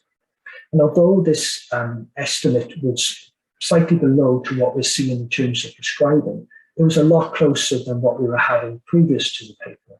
So again, it was showing that reassurance that for patients who need this treatment, that they are continuing to have it, that there's not this escalating growth, which is unexplained by other data. And one of the other concerns around lidocaine clusters restricting prescribing in primary care was that this may transfer to patients having to go to secondary care to get these treatments. So this, as Kath explained, secondary care data is not reliable as primary care data. But if we treat it all the same and just take it for a general viewpoint, just for the purpose of this discussion, you can see that although there is some variation, there's a little bit of a peak towards the end of last year. In general, that range is pretty much the same both before and after the paper was published. So just to finish off, and going forward, you mentioned that we're continue to look for items that may be included in the paper 4, but that's becoming, the identifications become more difficult, and whereas we do, we continue to look for those. Those may not be such an extensive paper as we saw in paper 3 in terms of the number of different items included. We've also started some work around something which has been termed as a working title, high value for prescribing, but that is already intended to be at the moment. But this is trying to use the methodology and the work that we've done with low value to actually address the increased prescribing of certain medicines. And these are medicines which have been shown to be clinically cost effective, but also possibly some underutilization within NHS Wales that we can highlight and hopefully encourage further prescribing of where it is appropriate in those patients. Some of the work also trying to link in with the other work that's going on within NHS Wales. I've mentioned there's an awful lot of things that have been developed in terms of treatment pathways, and just to show 2 examples highlighted, there's a heart failure and also the asthma, where we've recently, just this week, AWSG endorsed a recent update to the asthma guidelines, and that mentions some biological therapies as almost like a last line resort in terms of patients who are poorly controlled and suffer with severe asthma.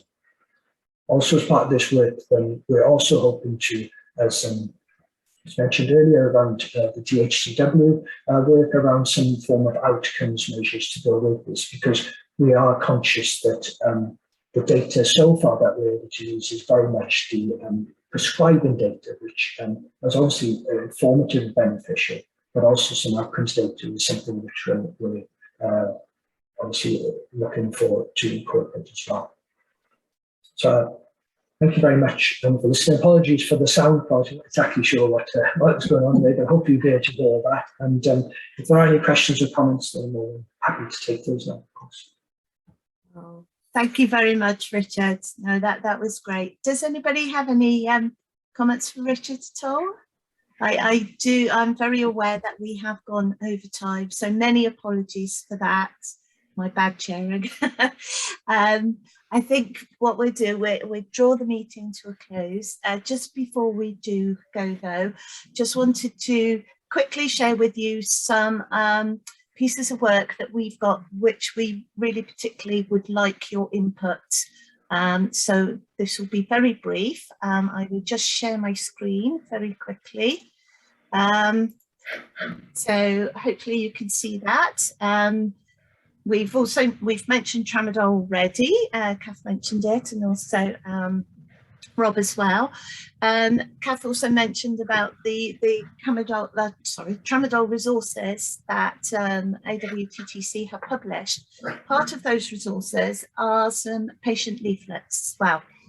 And so AWTTC would like your views. There's two different formats of patient leaflets that have been produced about the pain reliever tramadol, and so we would be very appreciative of your comments about them.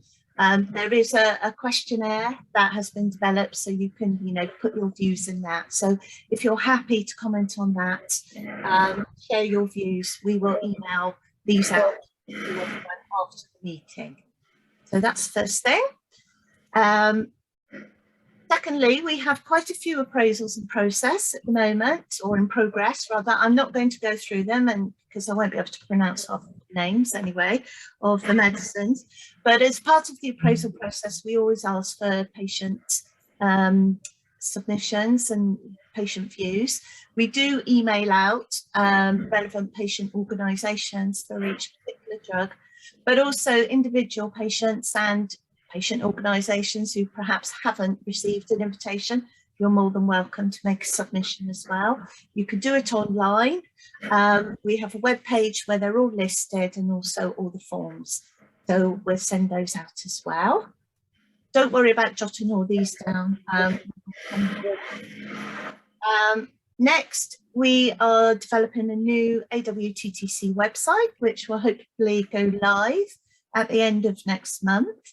Now, I think our regular PAPIG members will already have received an invite asking you to comment on it. Anyone else, we're more than happy for as many views as we can get, feedback. Again, we have a short online questionnaire if you want to fill it in. Those are the login details of the websites. It's not yet live, but we'll pop those in the email as well. So please feel free to give us any feedback about that. And finally, it's not out yet, but there will be a new consultation coming out for Care Home Medicines Optimisation Toolkit. As probably we all have experience, that care homes often support residents with their medication, and it's vital that they have the appropriate procedures and guidelines in place. So the toolkit provides a variety of resources to help support care homes do this. As with every consultation, PAPIG members are invited to comment, and a pro forma and the consultation document will be sent out to PAPIG members that we have on our list when the consultation opens. So those are just 4 things that are coming up or are open already. As I say, details will be on the email that we send out after this meeting, so please feel free to get involved as much as you like. So anyway, I think that draws our meeting to a close. Many apologies again that we've gone over time, but I hope that hasn't caused too much inconvenience. Our next meeting will be probably in February, late February, early March. Details will be sent out nearer the time. But until then, I'd like to thank all our presenters and those that stepped in. I know some have had to leave already. And to wish all of you, I can't believe I'm doing this, but to wish all of you a happy Christmas and a joyful and healthy New Year. So until we meet again, cheerio. Bye-bye.